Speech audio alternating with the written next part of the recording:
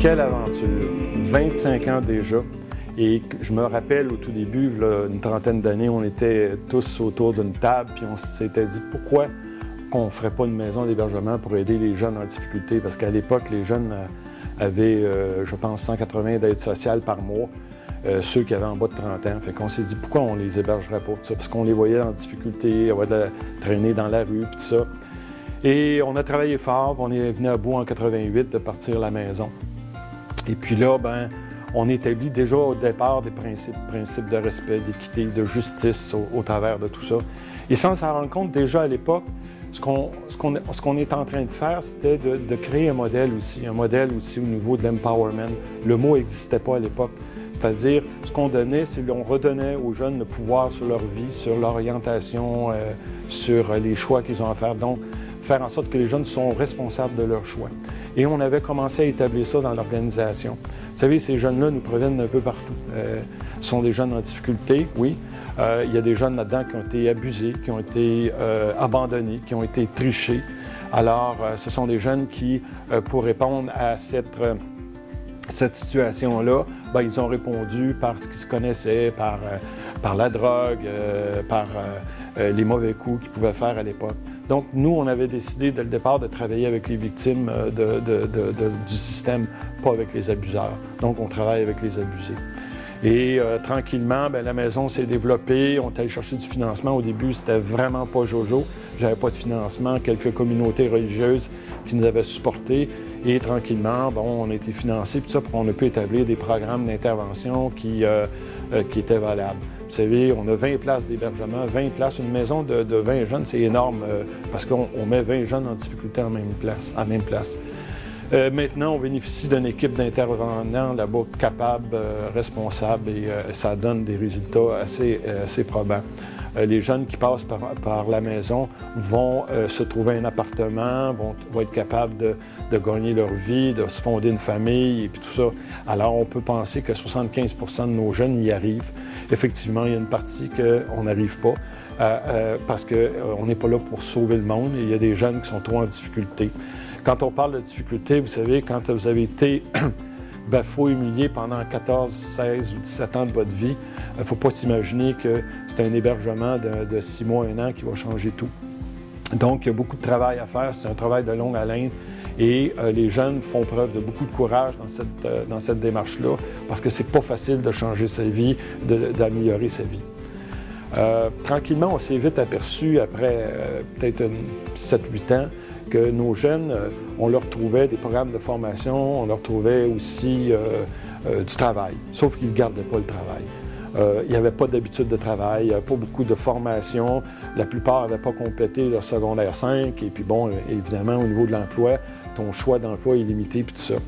Et quand les jeunes, c'est ça, ils trouvaient un emploi, bien, après quelques jours, ils l'abandonnaient ou ils se faisaient mettre à la porte parce qu'il n'y avait pas d'habitude de travail, puis ils répondaient au patron, ils étaient incapables de supporter la discipline. C'est là qu'est venue l'idée d'envoyer nos jeunes dans les entreprises d'insertion, celles qui existaient à l'époque. Mais ils nous ont dit que nos jeunes étaient trop en difficulté. Le terme exact, si on m'avait dit, c'est qu'ils étaient trop poqués. Et ça m'avait mis le feu au derrière. Je me suis dit, on va en partir une entreprise d'insertion. Et comme par hasard, je connaissais quelqu'un qui faisait des produits du terroir et j'ai fait l'expérience de vendre des produits aux fêtes gourmandes où en 11 jours, j'ai vendu pour 11 000 $ de produits. On était toute une équipe de bénévoles, de travailleurs qui vendaient, puis on s'est dit, des gens sans expérience, on est capable d'arriver à faire ça. Donc l'idée a germé dans ma tête de pourquoi pas le distribuer, ce produit-là. Et tranquillement, on a commencé à distribuer un produit, 2 produits. Aujourd'hui, on a 30 producteurs qui ont distribué leurs produits. On distribue ça dans 350 commerces à travers tout le Québec. On fait du corporatif, on fait toutes sortes de ventes, des foires, puis tout ça. Tout ça avec des jeunes poqués. On leur a montré qu'effectivement, quand on leur donne un encadrement, quand on est là pour les supporter, les jeunes peuvent faire des choses étonnantes. Tranquillement aussi, on s'est aperçu qu'il y a une catégorie de jeunes qui avaient de la difficulté aussi à continuer de vivre dans l'environnement de Montréal, pour toutes sortes de raisons. Fait qu'au départ, on s'est dit que ce serait intéressant d'avoir une place en région pour effectivement être capable d'envoyer nos jeunes respirer un petit peu l'air. Et puis l'idée est venue d'avoir une ferme pour effectivement se servir de ça pour effectivement vivre des moments intéressants pour les jeunes. Et tranquillement, bon, écoute, on était chanceux, nous avons eu un donateur qui nous a permis de faire l'acquisition d'une ferme et on a transformé la ferme, on a bâti une cuisine commerciale et on a acheté un des producteurs qu'on distribuait qui voulait cesser ses opérations. Donc, on a transformé la cuisine là-bas et on a commencé à faire la production. Et ça fait déjà une dizaine d'années qu'on travaille avec cette ferme-là. Ça nous permet en même temps de faire travailler des jeunes de la région là-bas, d'un canton de l'Est, et ça me permet aussi à nos jeunes de pouvoir profiter de cet endroit. Les jeunes de la maison et les jeunes de l'entreprise qui peuvent faire des stages là-bas. Je regarde le bilan de 25 ans de travail dans l'organisation, je me dis, c'est étonnant le chemin parcouru, c'est étonnant toute l'énergie qu'il y a eu dans cette organisation-là. Je parle des travailleurs, je parle des bénévoles, je parle des membres du conseil d'administration et évidemment de tous ces jeunes-là qui ont souffert parce que les changements ne se font pas dans l'allégresse. C'est complexe. Changer les comportements humains, c'est complexe, c'est difficile. Il y en a beaucoup qui sont butés, qui ont tombé, qui se sont remontés. Et c'est ça qui est la beauté de cette organisation-là, c'est qu'on va travailler avec les efforts. On ne travaille pas nécessairement avec le succès, on travaille avec les efforts.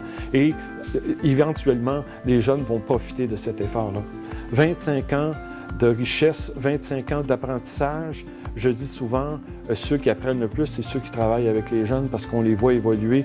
On ne peut pas faire autrement que de s'améliorer comme être humain.